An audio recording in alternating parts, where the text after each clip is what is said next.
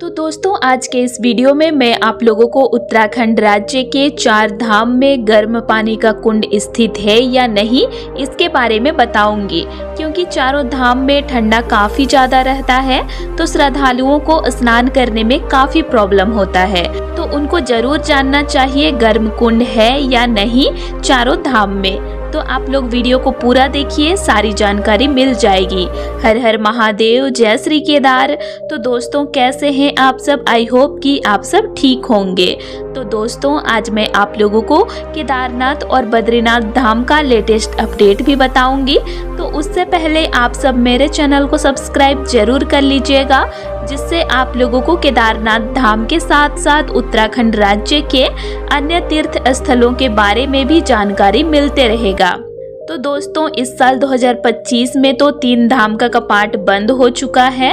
अभी सिर्फ बद्रीनाथ धाम का यात्रा चल रहा है, लेकिन श्रद्धालु बहुत ही कम संख्या में पहुंच रहे हैं। तो इस साल तो श्रद्धालु और यात्रा नहीं करेंगे, क्योंकि ठंडा काफी ज्यादा बढ़ने लगा है और कपाट भी बंद है। तो अभी श्रद्धालु 2026 में आने का तैयारी कर रहे हैं। तो उन श्रद्धालुओं को चारों धाम गंगोत्री, यमुनोत्री, केदारनाथ और बद्रीनाथ धाम में गर्म पानी का कुंड के बारे में जरूर जानकारी रखना चाहिए, क्योंकि दोस्तों आप लोग कभी भी यात्रा पर आओ 6 महीने में जब कपाट खुला रहता है तब ठंडा चारों धाम में रहता ही रहता है। चारों धाम हिमालयी क्षेत्र में काफी ऊंचाई पर स्थित है। पहाड़ी इलाका है, बर्फ की पहाड़ियों से घिरा रहता है, इसीलिए साल भर चारों धाम में ठंडा काफी ज्यादा रहता है। लेकिन जब चारों धाम में दर्शन करना रहता है तो बिना स्नान किए कैसे दर्शन करें, ये सबके मन में रहता है। तो इतनी ठंड वाले स्थानों में भगवान अपने भक्तों के लिए गर्म कुंड बनाए हैं, जहां पर पानी हमेशा गर्म ही रहता है, जिसमें श्रद्धालु बिना परेशानी का भी स्नान कर सकते हैं। लेकिन सवाल ये उठता है कि चारों धाम में गर्म पानी का कुंड है या नहीं। तो चलिए शुरू करते हैं पहले केदारनाथ धाम से, क्योंकि ज़्यादातर श्रद्धालु केदारनाथ धाम का ही यात्रा करते हैं और बहुत कोई 2026 में यात्रा करने वाले हैं। तो उनको पता होना चाहिए कि केदारनाथ धाम की यात्रा करने से पहले गर्म पानी का कुंड में स्नान करना पड़ता है, और गर्म कुंड कहाँ पर है ये भी जरूर पता रहना चाहिए, वरना आप लोग केदारनाथ धाम पैदल ट्रेक करके पहुंच जाइएगा और ऊपर में गर्म पानी का कुंड खोजिएगा। तो ऊपर में मंदिर के पास गर्म कुंड नहीं है। गर्म पानी का कुंड आप लोगों को नीचे गौरी कुंड में मिलेगा। गौरी कुंड वह स्थान है जहां से केदारनाथ धाम का ट्रेक शुरू होता है। तो गौरी कुंड में गौरी माता का मंदिर है और मंदाकिनी नदी के पास गर्म कुंड है, जिसमें श्रद्धालु यात्रा करने से पहले स्नान करते हैं और अपनी यात्रा को शुरू करते हैं। तो आप लोग जब भी आइए केदारनाथ धाम तो पहले गौरी कुंड में गर्म पानी का कुंड में स्नान जरूर कीजिएगा, फिर अपना यात्रा को शुरू कीजिएगा। ऐसी मान्यता है कि गौरी कुंड में स्नान करके केदारनाथ धाम का यात्रा करने से आध्यात्मिक शुद्धिकरण और मोक्ष की प्राप्ति होती है। गौरी कुंड में स्नान से पाप और रोग धुल जाते हैं और केदारनाथ के दर्शन से भगवान शिव की कृपा प्राप्त होती है, जिससे जीवन मरण के चक्र से मुक्ति मिल सकती है। तो जब भी आइए तो गौरी कुंड में स्नान करिए, फिर अपना ट्रेक को पैदल, घोड़े, खच्चर या पालकी पिट्ठू से कंप्लीट कीजिए। चलिए अब बद्रीनाथ धाम में गर्म कुंड है या नहीं इसको जान लेते हैं। ज्यादातर बुजुर्ग श्रद्धालु बद्रीनाथ धाम की यात्रा पर ही आते हैं, क्योंकि बद्रीनाथ धाम में पैदल ट्रेक नहीं करना पड़ता है, गाड़ियां सीधा बद्रीनाथ धाम तक पहुंचती है।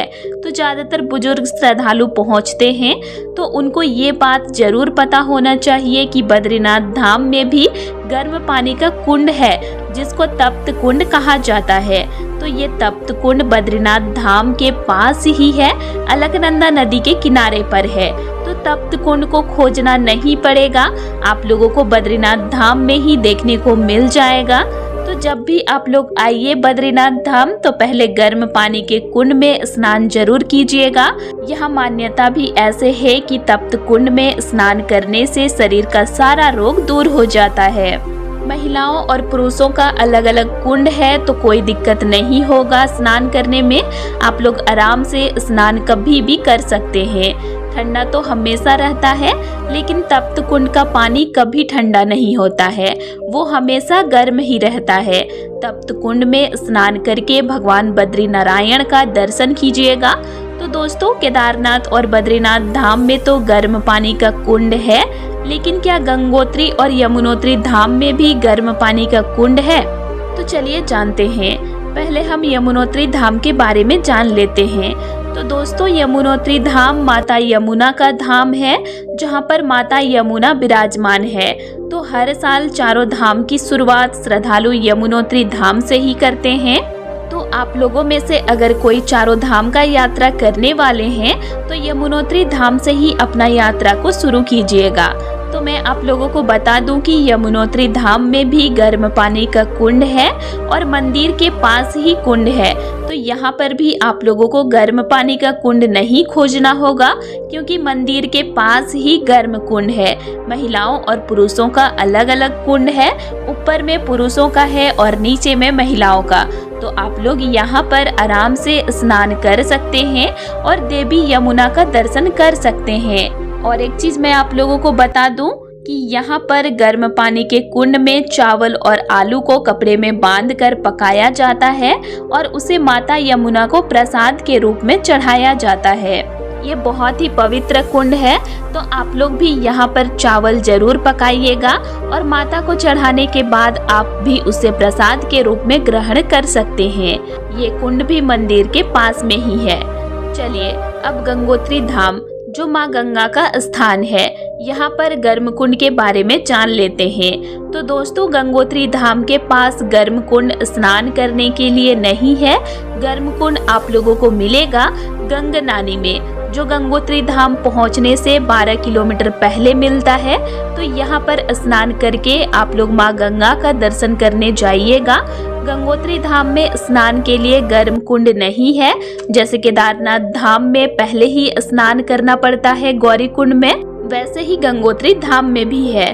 और अगर आप लोगों को गंगोत्री धाम में स्नान करना है, तो आप लोग भागीरथी नदी में स्नान कर सकते हैं, जो बाद में मंदाकिनी और अलकनंदा से मिलकर गंगा नदी बनती है। मंदाकिनी नदी केदारनाथ से आती है और अलकनंदा नदी बद्रीनाथ धाम से आती है।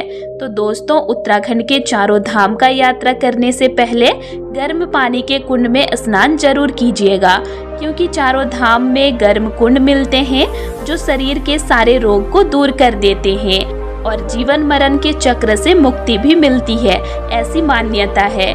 तो 2026 में यात्रा पर आने वाले श्रद्धालु इन बातों का ध्यान जरूर रखिए और यात्रा पर आइए, चारों धाम का यात्रा कीजिए।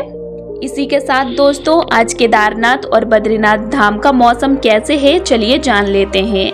तो दोस्तों, दोनों धाम का मौसम आज धूप वाला है, बारिश और बर्फबारी नहीं हो रही है।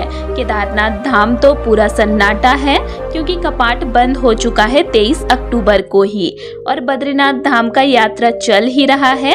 25 नवंबर को कपाट बंद हो जाएगा बद्रीनाथ धाम का। सिर्फ और सिर्फ 12 दिन ही बचा है, तो जिनको भी यात्रा करना है वो कर सकते हैं। यात्रा काफी अच्छे से चल रहा है, दर्शन भी काफी अच्छे से हो रहा है। तो जिनको आना है वो आइए। गाड़ियों की सर्विस भी चल रही है। हरिद्वार ऋषिकेश से सीधा बद्रीनाथ धाम तक गाड़ियां पहुंच रही है। तो दोस्तों, आज के लिए इतना ही, और आप लोगों को मेरा आज का इन्फॉर्मेशन कैसे लगा ये मुझे कमेंट करके ज़रूर बताइएगा। और वीडियो अच्छी लगी तो वीडियो को लाइक कीजिएगा और साथ ही चैनल को सब्सक्राइब भी ज़रूर कर लीजिएगा। और अगर आप लोगों को केदारनाथ धाम से रिलेटेड और भी वीडियोस देखने हैं तो मेरे चैनल में अपलोड हैं, आप उनको भी देख सकते हैं। तो चलिए फिर मिलते हैं एक नई वीडियो के साथ। Thanks for watching.